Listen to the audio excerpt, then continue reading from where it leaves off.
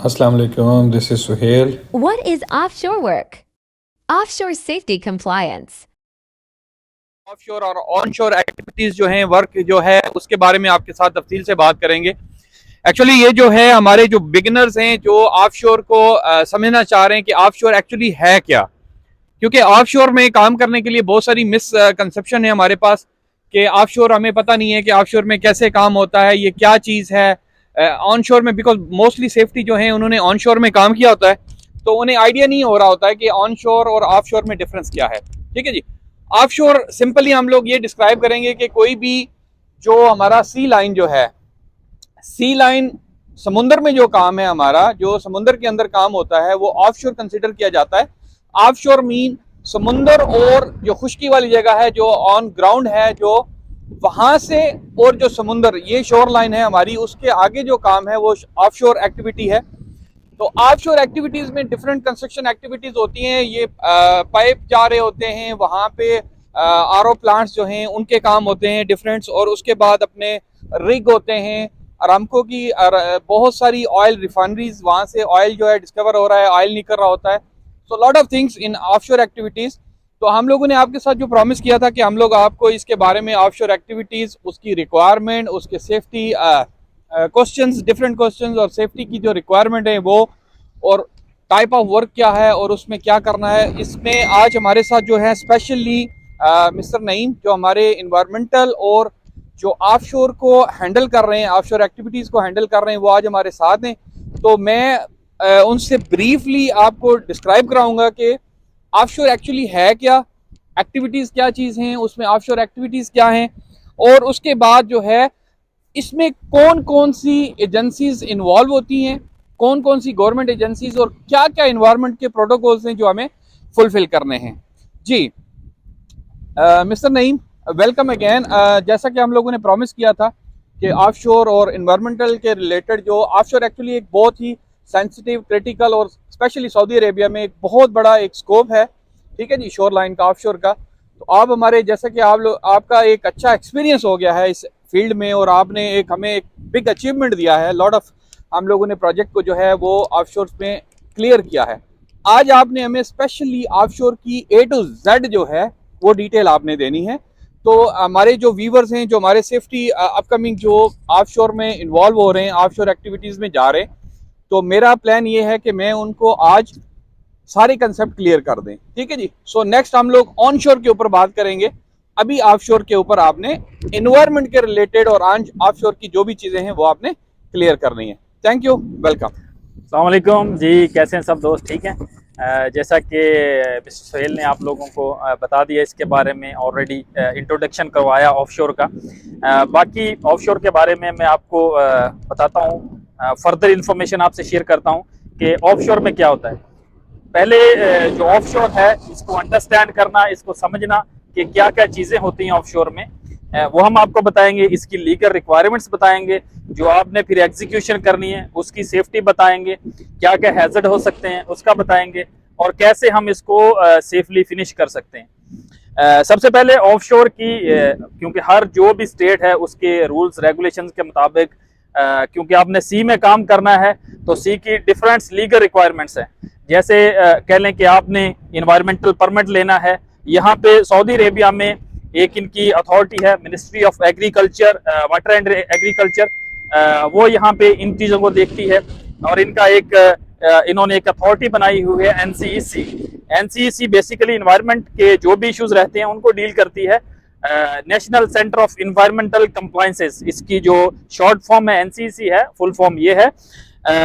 और इसको पहले आप लोगों ने वो अप्लाई करना है, अपना परमिट अप्लाई करना है कि आपने जहां पे भी, जिस भी पर्टिकुलर लोकेशन में आप लोगों ने काम करना है, उसके लिए आपने परमिट अप्लाई करना है।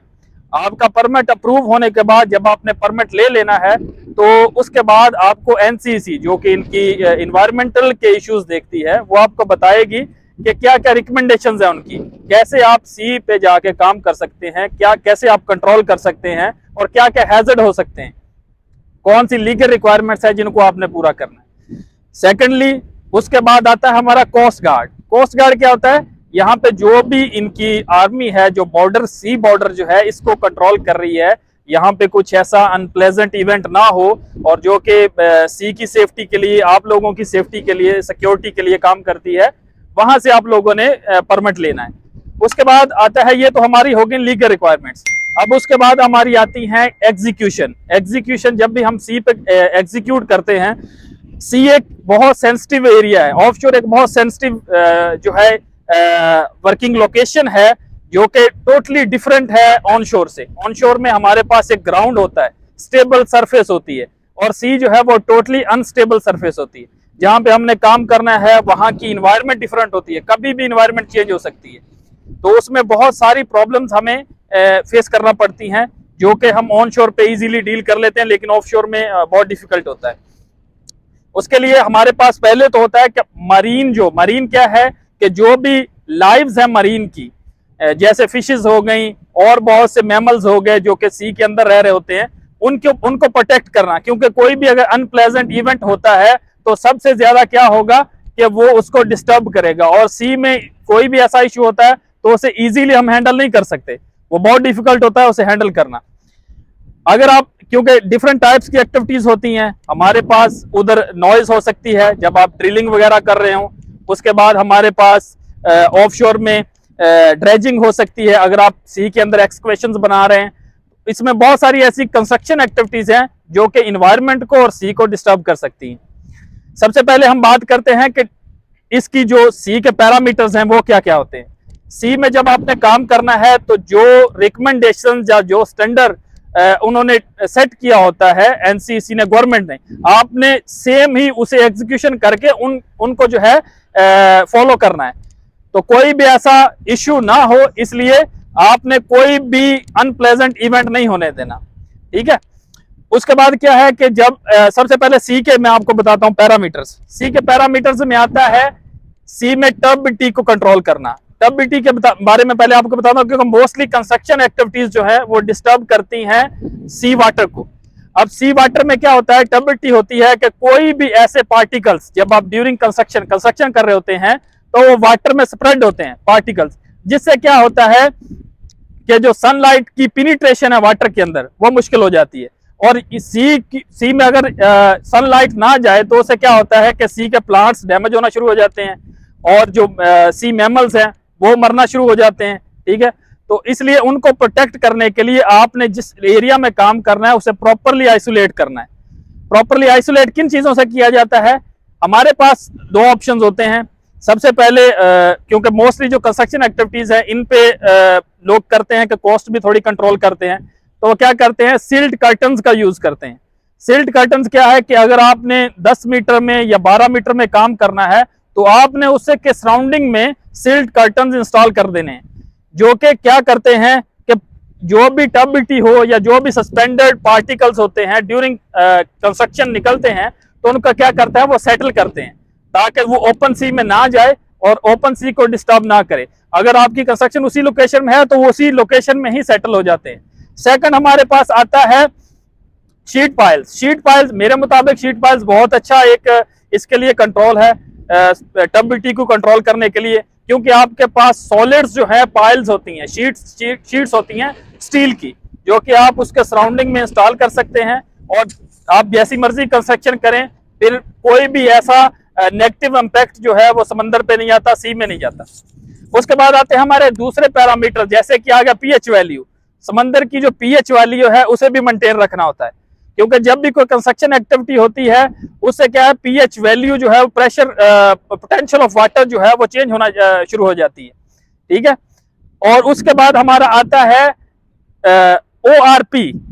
इसमें क्या होता है, ऑक्सीडाइजेशन रिडक्शन पोटेंशियल, क्योंकि जो पौधे होते हैं, जो प्लांट होते हैं, जो मैमल्स होते हैं, उनमें अल्लाह पाक ने एक ऐसा सिस्टम बनाया होता है कि वो खुद से जो है ना प्यूरिफाई करते हैं चीजों को, और अगर आपकी कंस्ट्रक्शन की वजह से वो डिस्टर्ब हो जाए तो वो सारा सी का सिस्टम डिस्टर्ब हो जाता है, ठीक है। और उसके बाद आता है सी टेम्परेचर। सी टेम्परेचर को मेंटेन करना, क्योंकि आप इक्विपमेंट यूज करते हैं, इक्विपमेंट हीट छोड़ते हैं, तो टेम्परेचर जो है वो भी उस पर्टिकुलर लोकेशन जहां पे आप काम कर रहे हैं उसका जो है चेंज हो सकता है, जिससे क्या है, अगर उसमें, क्योंकि आप कभी भी उस जो फिशेज उस एरिया में है, जो मैमल, जो मरीन लाइव्स उस एरिया में है जहां पर कंस्ट्रक्शन कर रहे हैं, वो वहां से निकल तो नहीं सकती, तो इसलिए आपने उसका टेम्परेचर मेंटेन रखना है और काम इस तरीके से करना है कि आप रोटेशंस में काम करें, ताकि जब ज्यादा नॉइज जनरेट करने वाली चीजें हैं उनको आप डे में यूज करें और नाइट में कोई भी ऐसी एक्टिविटी प्रोसीड ना करें ताकि जो मरीन लाइफ है वो डिस्टर्ब हो। उसके बाद आ जाते हैं हमारे इक्विपमेंट्स। हम कौन कौन से इक्विपमेंट ऑफशोर में यूज करते हैं। इक्विपमेंट हमारे पास बार्ज होती है, हमारे पास ड्रेजर्स होते हैं, हमारे पास ड्रिल्स होती हैं और हमारे पास और भी बहुत सारे ऐसे इक्विपमेंट्स होते हैं जिनको हम यूज करते हैं। हमारे पास स्पीड बोट होती है जो कि बहुत इंपॉर्टेंट है रेस्क्यू के लिए, और ऐसी डिवाइसेस हम यूज करते हैं जो कि प्रोटेक्ट करती हैं इन केस ऑफ इमरजेंसी, अगर कोई इमरजेंसी वहां पे हो जाए। सबसे पहले बात करते हैं इमरजेंसी इक्विपमेंट्स की कि इमरजेंसी इक्विपमेंट्स हमें कौन कौन से चाहिए। हमें इमरजेंसी इक्विपमेंट में सबसे पहले लाइफ राफ्ट चाहिए। लाइफ राफ्ट होना चाहिए जो कि प्रोटेक्ट करता है, अगर इन केस कोई ऐसा इंसिडेंट हो जाए कि आप फौरी तौर पे वहां पे नहीं निकाले जा सकते, आपका जो रिग है या जो भी आपका एक प्लेटफॉर्म है वो कोलैप्स हो जाए तो आप 1-2 दिन तक आपको वहां पे रहना पड़े, तो उसमें हर चीज वो अवेलेबल होती है लाइफ राफ्ट में जो आपके यूज कर सकते हैं। सेकंड, हमारे पास आती हैं लाइफ जैकेट्स। हम लाइफ जैकेट्स जब यूज करते हैं वो उसका पर्पस ये होता है कि आप प्रॉपरली उसे, जैसे मैंने ये वेस्ट पहनी हुई है सेम वैसे हम वो लाइफ जैकेट पहनते हैं। पहन के क्या करती है वो हमें हेल्प करती है कि हम जो है सिंक ना कर जाए, डूब ना जाए पानी के अंदर, ठीक है। वो फ्लोटिंग करवाती है हमसे, यानी कि हम तैरते रहेंगे पानी में। जबरदस्त हो गया। 2-3 चीजें आप एक और क्लियर कर दें। नंबर 1 जो रिस्क है, रिस्क के ऊपर बात कर दें कि एक तो आपको सी डिस्टर्बेंस जो है वो बात कर दी आपने, सी में क्या क्या पार्टिकल्स हैं और क्या क्या उनको डैमेज हो सकता है। दूसरा, अब ह्यूमन ने उसमें इन्वॉल्व होना है, उनके लिए क्या क्या रिस्क है, क्या क्या हैजर्ड्स हैं और उनकी मिटिगेशन क्या है, उनकी कंट्रोल मेजर्स क्या है, इसको भी थोड़ा सा एलिबरेट कर दें। जी, ये बहुत इंपॉर्टेंट पॉइंट है कि बंदे जो भी इंगेज होते हैं ऑफशोर एक्टिविटीज में, फर्स्ट ऑफ ऑल जैसा कि एक मैंडेटरी रिक्वायरमेंट्स है कि सब बंदों के पास ट्रेनिंग होनी चाहिए, सेफ्टी ओरिएंटेशन सेशन सब लोगों के पास होना चाहिए, क्योंकि कोई भी बंदा आप ऐसा एंगेज ना करें कभी भी ऑफशोर एक्टिविटीज में जिसके पास पहले एक्सपीरियंस नहीं है ऑफशोर का। हमेशा वही बंदे ऑफशोर का काम करें जिनके पास प्रीवियस एक्सपीरियंस हो, उन्होंने पहले काम किया हो, उनको पता हो कि ऑफशोर में क्या क्या हैजर्ड्स होते हैं, ठीक है। क्योंकि कोई भी अनट्रेन्ड बंदा जो जाएगा ऑफशोर में वो मिस्टेक्स करेगा, और मिस्टेक्स करने से क्या होता है कि बहुत सारे अनप्लेजेंट इवेंट्स होते हैं, एक्सीडेंट्स होते हैं, इंसिडेंट्स होते हैं,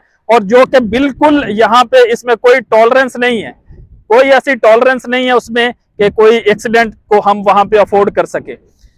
सेकंड, रिस्क, लाइफ रिस्क तो हमेशा ही इसमें बहुत ज्यादा है सी में, क्योंकि सी का जो इन्वायरमेंट है वो बहुत डिफरेंट है। उसमें हमें एक और बहुत चीज मैटर करती है, वो है इसकी सी में इसकी वेव्स, करंट्स और उसका लो एंड हाई टाइड्स। मैं अभी का जो प्रेजेंट हमारा जो सी है इसको हम किस कंडीशन में कंसीडर करेंगे? जी, अभी आप देख सकते हैं सी की तरफ, यहाँ पे अभी जो इन्वायरमेंट है वो रफ सी बना हुआ है, क्योंकि अब बिल्कुल जो आप देख सकते हैं वेव्स, बड़ी हाई वेव्स है, आप यहाँ पे काम नहीं कर सकते। इस कंडीशन में आप लोगों ने बिल्कुल अलाउ नहीं करना कि किसी तरह की भी कंस्ट्रक्शन की जाए, क्योंकि अगर आप कंस्ट्रक्शन ऐसे सी में करते हैं तो आप हर चीज को कह लें कि डिस्टर्ब कर रहे होते हैं। आप अगर कंस्ट्रक्शन करेंगे तो टर्बिडिटी को कंट्रोल करना बहुत मुश्किल होगा, क्योंकि सी में बहुत ज्यादा अभी हवा की वजह से भी हो गया, इसका रफ सी हो गया है, तो इसमें आप काम करेंगे तो कुछ भी कंट्रोल नहीं होगा और कुछ भी एक्सीडेंट होने के चांसेस होते हैं।